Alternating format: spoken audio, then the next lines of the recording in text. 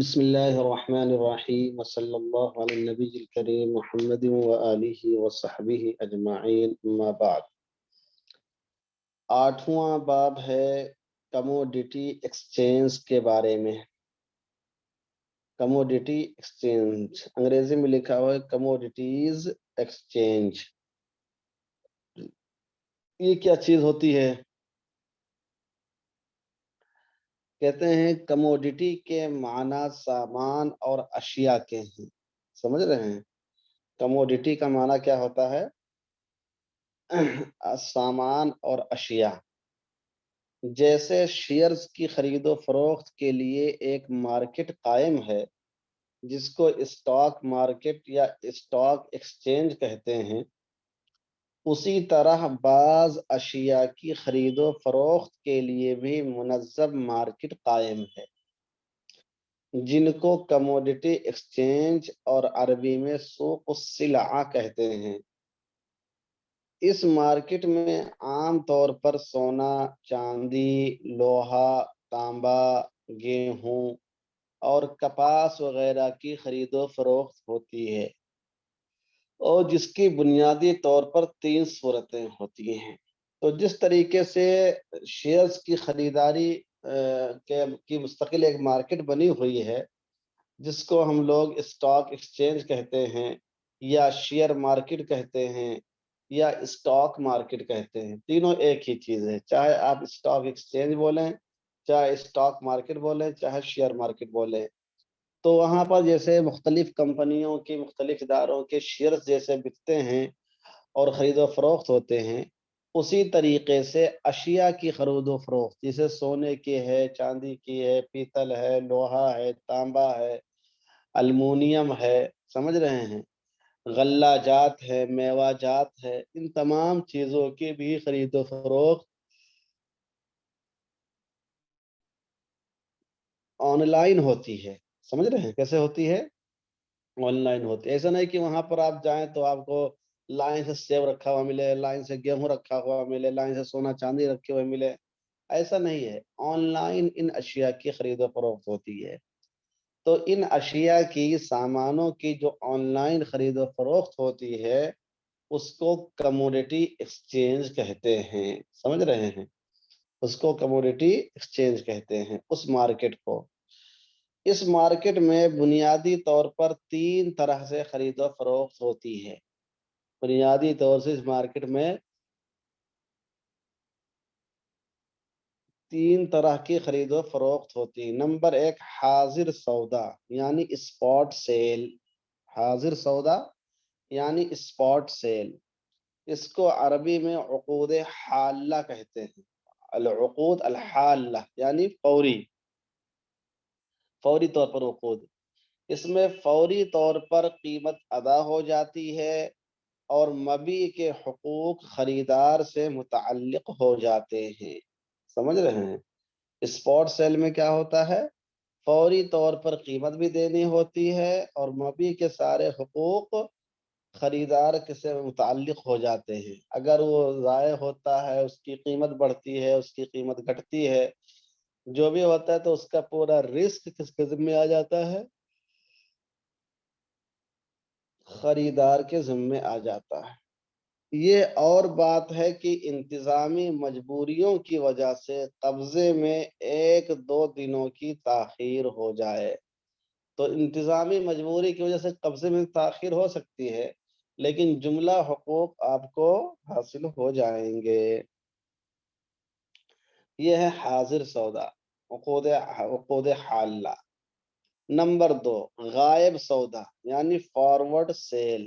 Forward cell عربی میں اس کو عقود عاجلہ کہتے ہیں۔ عربی میں فارورڈ سیل کو کیا کہتے ہیں؟ عقود عاجلہ۔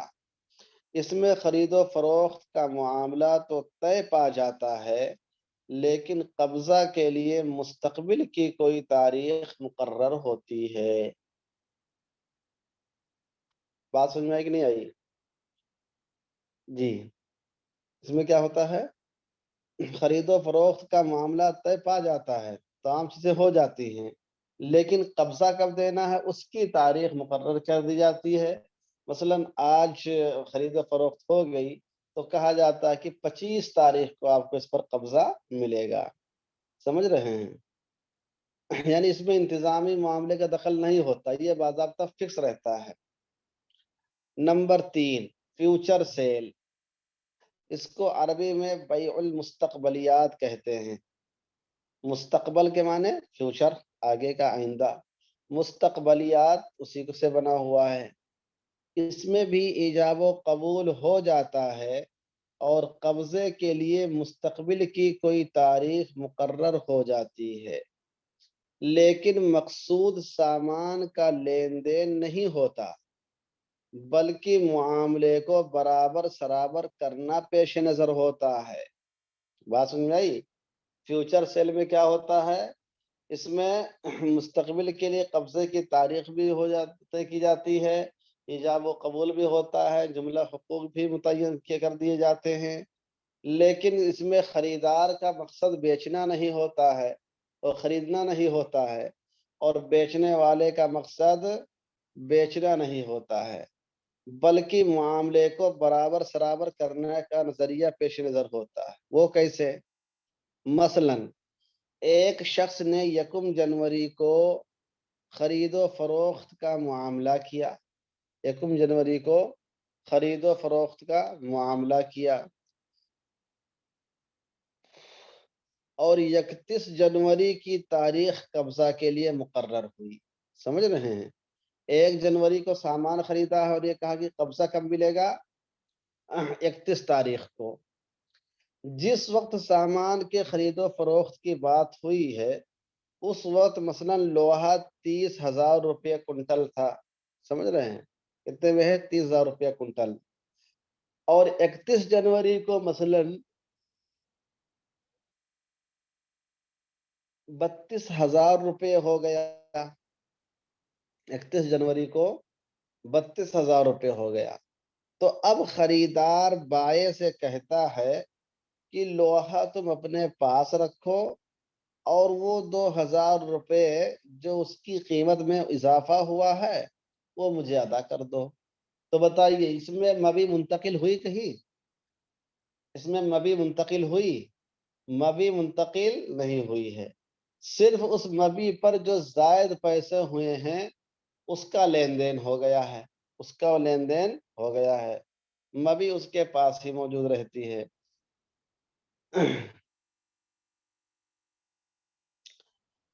وہ مجھے ادا کر دو۔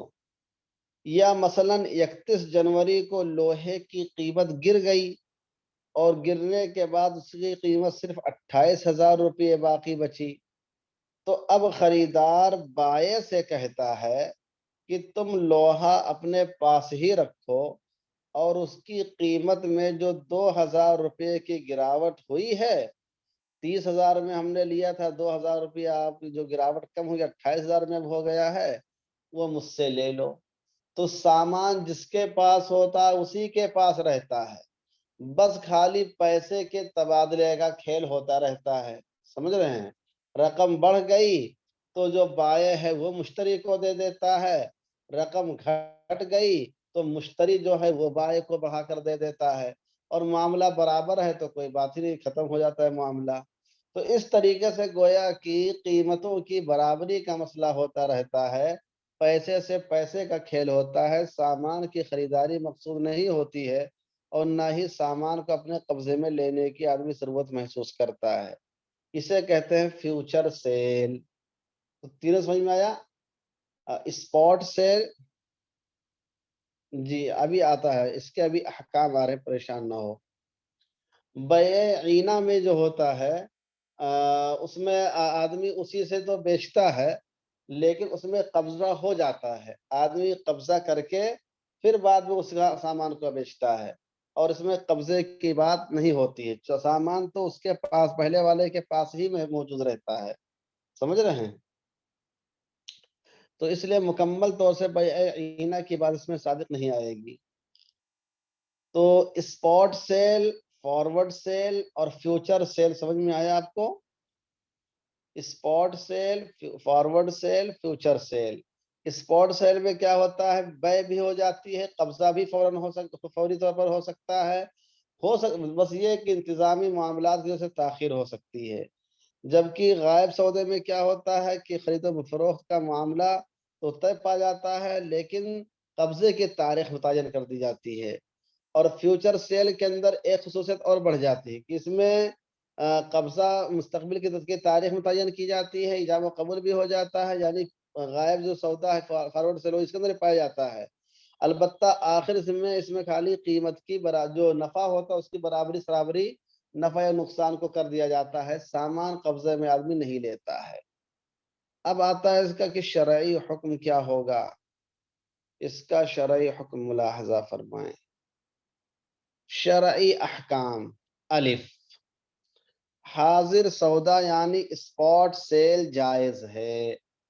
حاضر سودا یعنی اسپاٹ سیل جائز ہے، بشرطے کہ مبیع موجود ہو اور بیچنے والے کی ملکیت میں ہو۔ مبیع موجود ہو اور بیچنے والے کی ملکیت میں ہونا شرط ہے۔ نمبر 2، مبیع اس طرح متعین ہو کہ وہ دوسرے کی ملکیت سے ممتاز ہو، خواہ اس طور پر کہ سامان الگ کر دیا گیا ہو یا نمبر کے ذریعے اس کو ممتاز کیا گیا ہو۔ سمجھ رہے ہیں؟ مثلا کسی آدمی نے اپنا پلاٹ بیچا آن لائن، اب اس میں پلاٹ میں بہت سارے پلاٹ اس کے ہیں تو نمبر پڑا ہوتا ہے، پلاٹ نمبر 1 سے لے کر 25 تک کے کون سا پلاٹ نمبر آپ کا ہے، سمجھ رہے ہیں؟ تو اس کے ذریعے سے اس کا امتیاز ہو جاتا ہے کہ فلاں چیز آپ نے بیچی ہے۔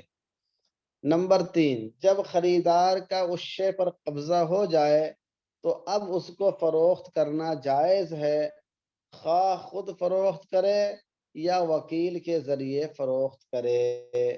تو قبضہ ہو جانے کے بعد اس کی بے جائز ہوگی، قبضہ ہونے سے پہلے اسپاٹ سیل میں اس کی بے درست نہیں ہوگی۔ یہ معاملہ آپ سے لوگ پوچھ سکتے ہیں کہ ہم لوگ ایسی تجارت کرتے ہیں، ایسا معاملہ کرتے ہیں اور ابھی قبضہ کرنے میں ہم کو 2 دن لگے گا، تو کیا اس سے پہلے بیچ سکتے ہیں؟ اس سے پہلے نہیں بیچ سکتے ہیں۔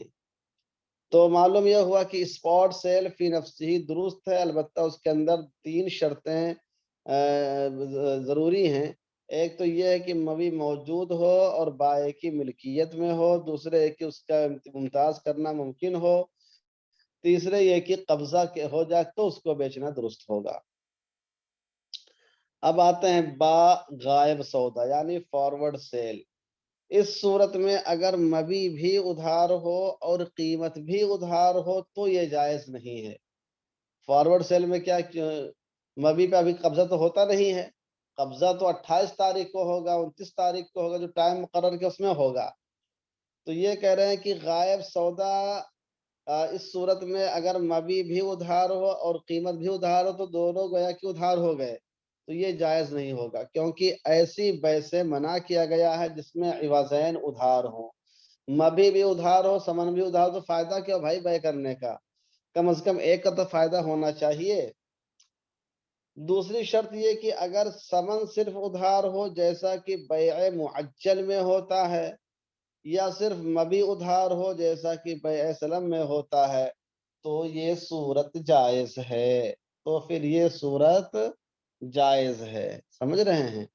تو معلوم یہ ہوا کہ اگر دونوں میں سے کوئی ایک نقد ہو اور ایک ادھار ہو تو پھر درست ہو جائے گا۔ اگر ثمن پہلے دے دیا ہے اور مبیع بعد ملے گی، مبیع بعد دے گا تو پھر یہ بیع سلم ہو جائے گا، اور اگر مبیع پہلے دے دیتا ہے ثمن بعد میں دے تو پھر یہ بیع معجل ہو جائے گا، دونوں درست ہو جائے گا۔ لیکن اگر دونوں بعد میں دے تو پھر یہ کیا ہے، درست نہیں ہوگا، بلکہ یہ ایسا کرنا بیع فاسد میں شمار ہوگا، کیونکہ عوضین دونوں مؤخر ہوں، دونوں کو بعد میں دیا جائے، اس کی ممانعت آئی ہے۔ اب یہ آیت آتا ہے فیوچر سیل کا کیا حکم ہوگا۔ فیوچر سیل یہ صورت جائز نہیں ہے، فیوچر سیل کی صورت جائز نہیں ہے۔ کیوں جائز نہیں ہے؟ اس لیے کہ اس میں نہ قبضہ ہوتا ہے، نہ ہی بیع و شراء مقصود ہوتا ہے، بلکہ صرف اور صرف قیمتوں کا پیسوں کا پیسوں سے تبادلہ ہوتا ہے۔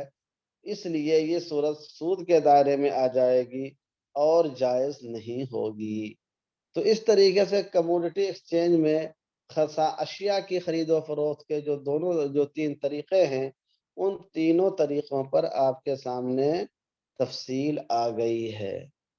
اب اس میں یہ مسئلہ پیدا ہو سکتا ہے کہ اگر کوئی آدمی آن لائن سونا خریدے اور اس کی قیمت کو ادھار رکھے تو کیا حکم ہوگا، اور اگر سونے سے سونے کو خریدے یا چاندی کو چاندی سے خریدے تو کیا حکم ہوگا۔ تو اس میں بیع صرف کے جو عام احکام ہیں وہی احکام یہاں پر بھی لافظ ہوں گے، لاگو ہوں گے، اور اسی کی روشنی میں آپ جواب دیں گے۔ ٹھیک ہے، تو یہ رہا کموڈٹی ایکسچینج۔ آن لائن جو خرید و فروخت ہوتی ہے اس میں اگر دونوں ادھار ہوں تو پھر درست نہیں ہے، لیکن دونوں ادھار ہوتے نہیں ہیں، سمجھ رہے ہیں، نقد ہی ہوتے ہیں۔